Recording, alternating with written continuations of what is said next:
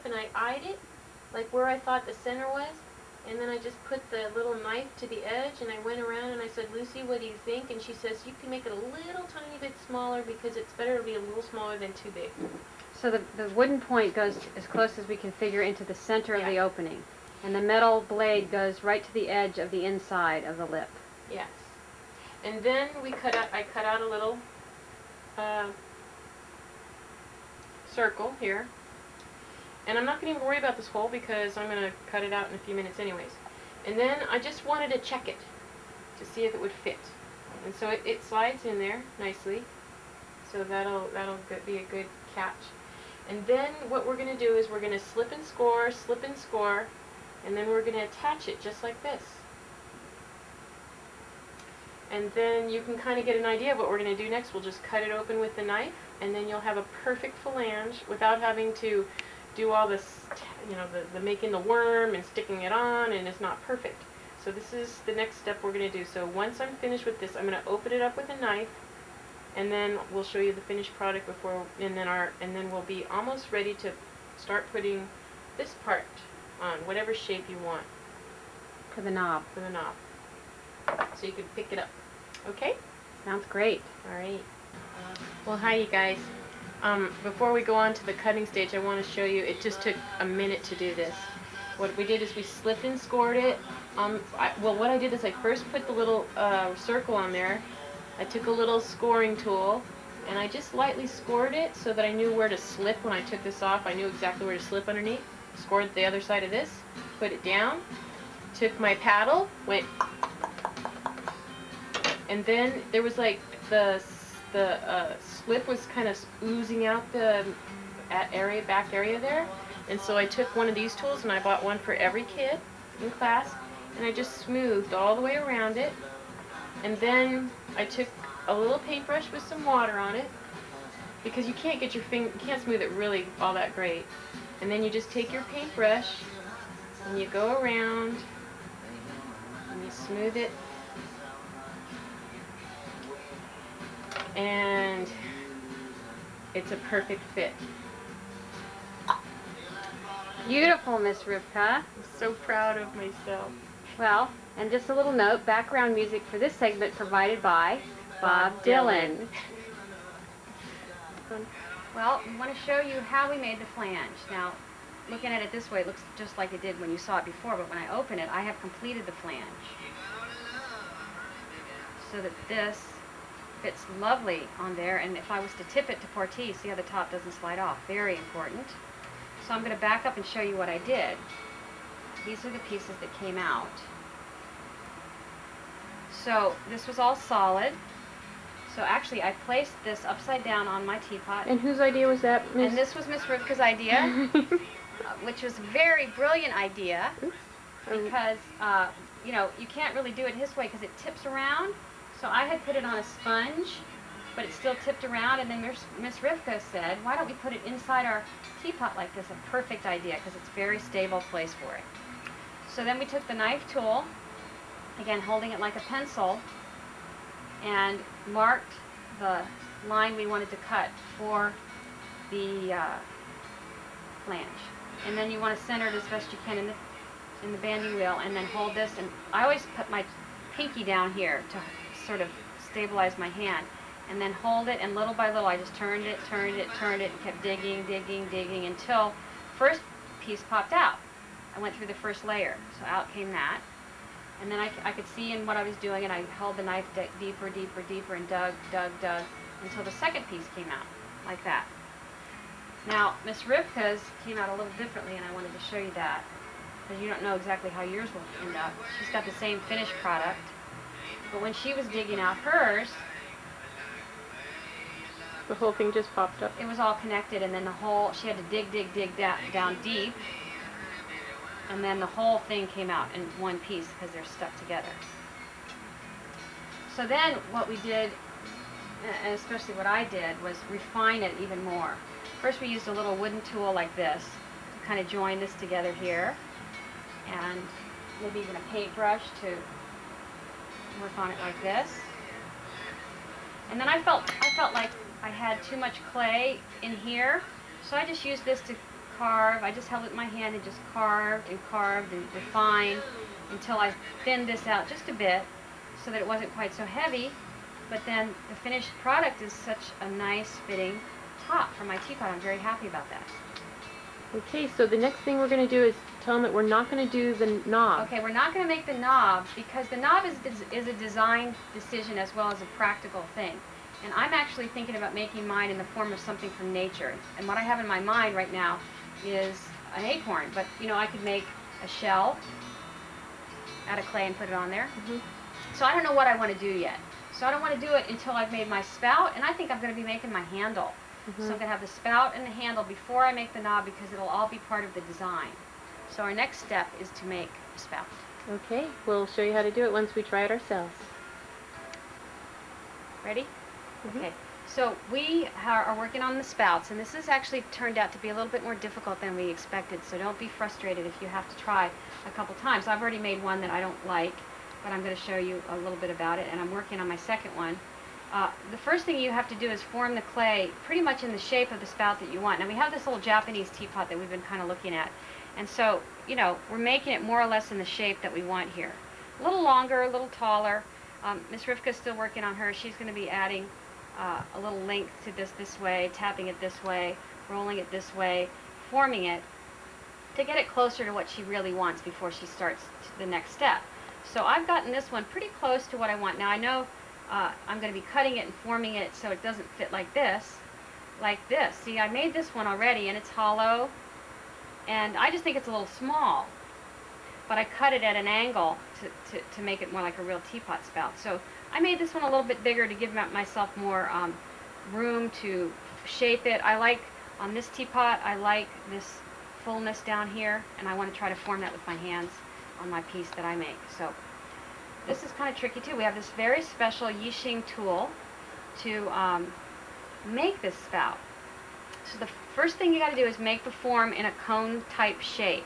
I'm going to just turn this around so you see it in all different shapes. Now we have to make a hole right through the center of this. Now this turns out to be harder than you think. So here's what I did.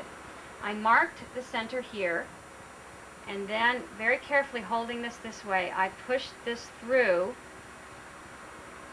until the tip of it just barely came out. And you know, it didn't really come out in the center, so I pulled it back out this way, set this way, and then I pushed it this way. Not even all the way, halfway, until I felt the meat. And now I have it pretty much right in the center. Now it's important that it's in the center. It pretty much won't work, I don't think, unless you get it in the center. MiZ RiVKA already found out. And she has a different method that she's going to try for getting this thing centered. So I don't think it's right one way, wrong the other. As long as you can get this tool right down the center of this tube, you're okay. Now the next thing that you're going to do is clean your table edge, and I've done that, to make sure there's no clumps of anything there, because we're going to be rolling this on the table. So you're going to hold the tool, and if you look at this tool, it has a flatness to it this way, and you want to hold that horizontal with the table. In other words, don't have the sharpness of it going up and down this way. Is that clear on camera? Okay, so you're going to hold it like this, and then we're going to roll it back and forth, and you hold the tool still, and you're kind of pressing down, and it has a tendency to roll that way on the tip, so I'm going to be stopping every once in a while and bringing it back. So you can see it's going back and forth, and I've only ever done this one other time when I made this, so I'm not really an expert at it, but it seems like the idea of it works pretty well. And I'm going to be rolling it till it gets thinner and thinner in the walls here, you see? Tell them what, you know, you want to start with the shape, the size and shape. Okay, so it seems like, you know, you'd think when you put this through and then you start rolling it that this would get much larger than it was when you first formed it, but it really doesn't. It pretty much stays what you formed it. So that's why my first one was really too small, because I made this little coil and I thought, well, you know, when I put this in and I start rolling it, it's going to get quite a bit bigger, but it didn't. So this piece I started more what I want. So basically it's compressing the center. We think that it's compressing rather than stretching the clay. And that seems to be the key in this whole Yi-Xing teapot experience. construction method, it's all about compressing the clay. And whenever you compress clay, it makes it stronger. So these teapots are meant to last for a long time. So I'm going to go off camera now to really pay attention to what I'm doing because I can't talk and do it at the same time. Okay. But you get the idea. And I'm not done yet. I'm going to make this thinner. Okay, thank you very much, Ms. Taylor. Okay, you guys, this is the most fun step. Very intense, but really fun. Once you've opened up your spout, you start to shape it the way you want it to go and how you want it to kind of look on the pot. And it looks like Lucy's going to be cutting this right here. Yep. Okay, I already pre-cut mine. But after she's shaped the whole inside, and I'll show you a little bit about carving in a second, then what she did, she took her top off, she put this tool down right across the top. This is to help it from not leaking when you pour it. And she put the tool where she thinks that she's going to cut it right there. She put the spout where she thinks the tool is going to line up. And on mine, I already cut mine. And then after she did that, she took a tool, a little scribe, and she put her spout right where she was going to put it. She kind of made a little line around it. And then I'm going to actually bring it over to my teapot. And then she put the holes in, and she did an interesting, it's a very interesting way of doing the holes. The circle, I don't know if you can see it, but what she did is she took this tool and she stuck the tool in and went around and around in a circle. I saw her put her fingers in there and pulled it out, and she did as many holes as she could going down, which was about 4 for hers. And then in between, like from between this hole and this hole, she put a hole on either side, hole on either side, hole on either side.